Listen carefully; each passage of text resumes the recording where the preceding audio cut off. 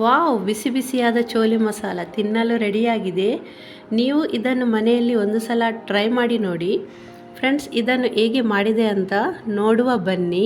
ಇಡೀ ನೆನೆಸಿಟ್ಕೊಂಡಿದ್ದೇನೆ. ಬೆಳಿಗ್ಗೆ ಒಂದು ಸಲ ಇದನ್ನು ತೊಳೆದು ಕುಕ್ಕರಿಗೆ ಹಾಕಿ ಅದಕ್ಕೆ ಸ್ವಲ್ಪ ನೀರು ಹಾಕಿ ಉಪ್ಪು ಅರಶಿನ ಹಾಕಿ ಒಂದು 6 ಸೀಟಿ ಕುಕ್ಕರಲ್ಲಿ ತೆಗೆಯಿರಿ.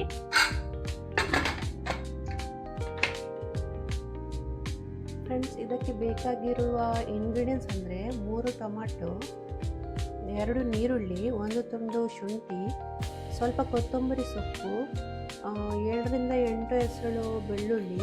ಇದನ್ನೆಲ್ಲ ಮೊದಲು ಕಟ್ ಮಾಡುವ ಫ್ರೆಂಡ್ಸ್. ಈಗ ಇದನ್ನೆಲ್ಲ ಕಟ್ ಮಾಡಿ ಇಟ್ಕೊಂಡಿದ್ದೀನಿ ನಾನು. ಫ್ರೆಂಡ್ಸ್, ಈಗ ಗ್ಯಾಸ್ ಆನ್ ಮಾಡಿ ಇದಕ್ಕೆ ಬಾಣಲೆ ಇಡುವ. ಇದಕ್ಕೆ 2 ಸ್ಪೂನ್ ತುಪ್ಪ ಹಾಕಿ ಫ್ರೆಂಡ್ಸ್.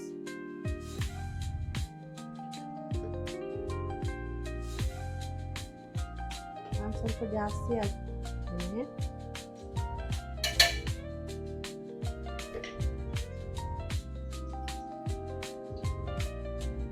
ಇದು ಸ್ವಲ್ಪ ಬಿಸಿ ಆದಮೇಲೆ ಏಲಕ್ಕಿ, ಒಂದು ತುಂಡು ಚಕ್ಕೆ,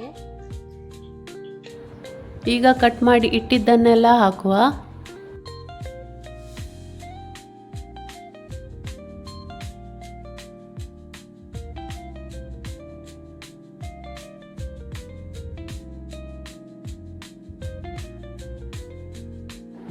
ಇದನ್ನೆಲ್ಲ ಚೆನ್ನಾಗಿ ಮಿಕ್ಸ್ ಮಾಡಿ.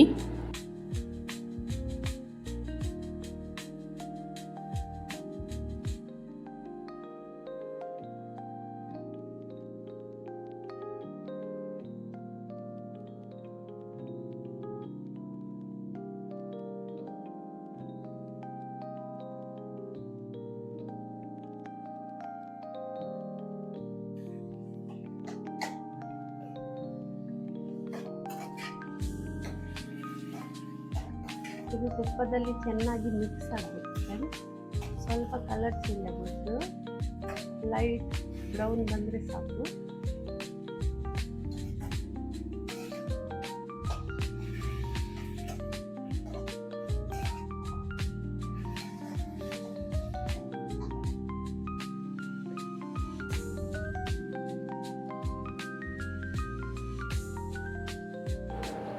ಇದಕ್ಕೆ 3 ಸ್ಪೂನ್ ಚಿಲ್ಲಿ ಪೌಡರ್,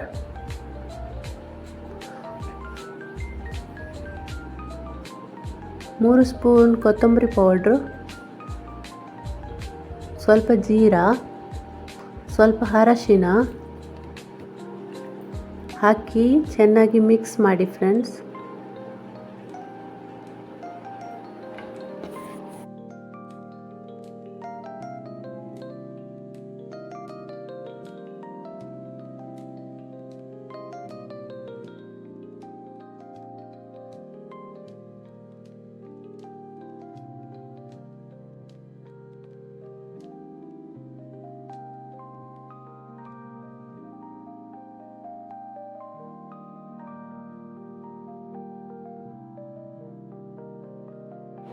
ಈಗ ಗ್ಯಾಸ್ ಬಂದ್ ಮಾಡಿ ಇದು ತಣ್ಣಗಾಗಲಿಕ್ಕೆ ಬಿಡುವ.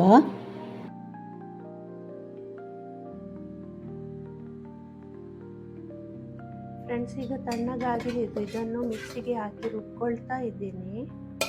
ಸ್ವಲ್ಪ ನೀರು ಹಾಕಬೇಕು ರುಬ್ಬುವಾಗ. ನೈಸಾಗಿ ರುಬ್ಬಬೇಕಾಗ್ತದೆ ಫ್ರೆಂಡ್ಸ್. ಎಲ್ಲವನ್ನು ಇದಕ್ಕೆ ಮಿಕ್ಸಿಗೆ ಹಾಕ್ತಾ ಇದ್ದೇನೆ. ಫ್ರೆಂಡ್ಸ್, ಈಗ ಇದು ರುಬ್ಬಿ ಆಯಿತು. ಫ್ರೆಂಡ್ಸ್, ಈಗ ಇದು ರೆಡಿಯಾಗಿದೆ.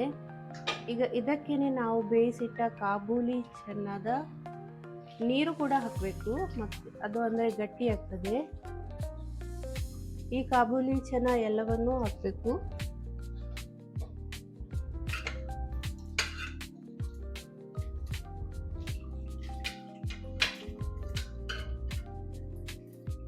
ಎಲ್ಲವನ್ನು ಹಾಕಿ ಮಿಕ್ಸ್ ಮಾಡಿ ಫ್ರೆಂಡ್ಸ್.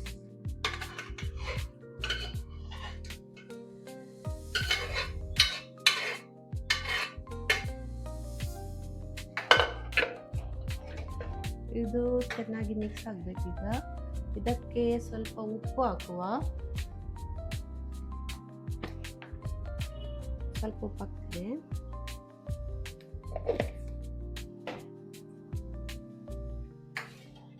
ಸರಿ ಮಿಕ್ಸ್ ಮಾಡ್ಕೊಳ್ಳಿ.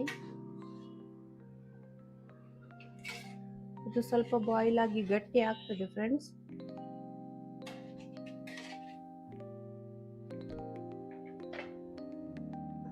ಈಗ ಕೊನೆಯಲ್ಲಿ ಸ್ವಲ್ಪ ಕಸೂರಿ ಮೇಥಿ ಹಾಕುವ.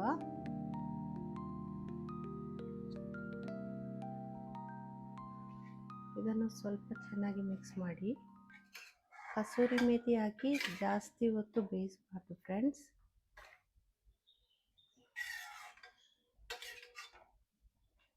ಈಗ ನೋಡ್ತಾ ಇರ್ಬೋದು ನೀವು ಎಷ್ಟು ಚೆನ್ನಾಗಿ ಬಂದಿದೆ ಅಂದರೆ.